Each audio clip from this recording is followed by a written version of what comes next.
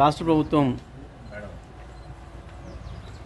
వాళ్ళ చేతగంతనాన్ని బయటపెట్టుకుంటుంది. ప్రభుత్వం వచ్చి 6 నెలలు గడుస్తున్నప్పటికి కూడా ఇంకా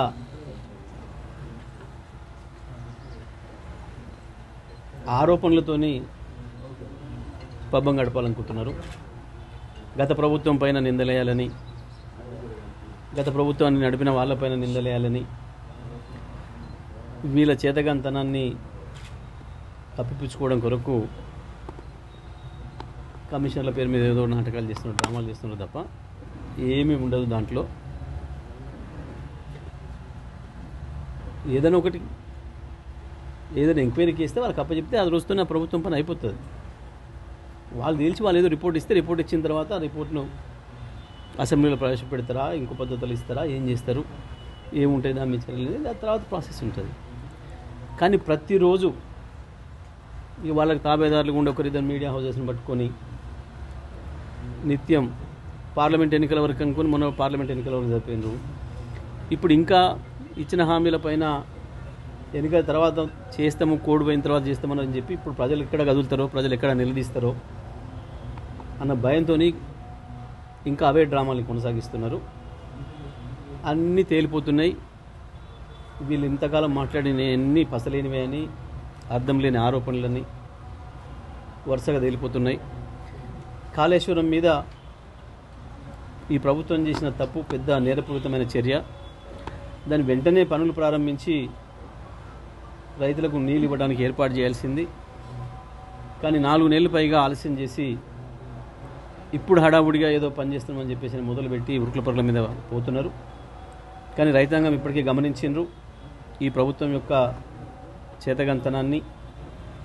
కేవలం రాజకీయాల కొరకే వాడుకోవాలి ప్రాజెక్టులను కానీ ఇతర విషయాలని చెప్పి వీళ్ళు అనుకుంటున్న విషయాన్ని ప్రజలు గమనించిండ్రు. మీరు ఇదే పద్ధతుల్లో ఇతరుల మీద ఆరోపణలు చేసుకుంటూ 5 ఏళ్ళు గడపలేరు. ప్రజలు అప్పుడే రోడ్ల మీదకి వస్తున్నారు. ఇప్పటికే నీళ్ళు ఇచ్చే విషయంలో విఫలమైనరు. విద్యుత్ విషయంలో ఇప్పటికీ కూడా విద్యుత్ శాఖ మంత్రి అబద్ధాలు ఆడుతూ గడపాలనుకున్నాడు. రాత్రి హైదరాబాద్లోనే సగం హైదరాబాద్లో తెల్లందాక కరెంట్ లేదు. ఈ గ్రామాలలోనైతే చెప్పే పనే లేదు. మేము ఇచ్చిన కరెంటుని ఇవ్వడం చేత కావట్లేదు వీళ్ళకి.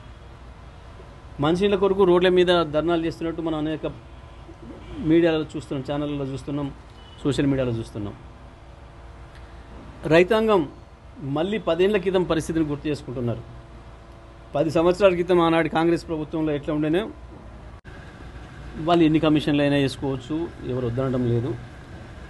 కమిషన్లు వాళ్ళ పరిధిలో వాళ్ళు పనిచేయాల్సిన అవసరం ఉంటుంది.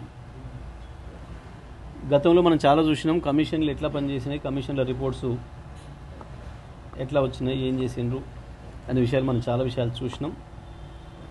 మరి వాళ్ళ కమిషన్లు పనిచేసిన దానికంటే ఎక్కువ మీడియా వార్తలు ఎక్కువవుతున్నాయి.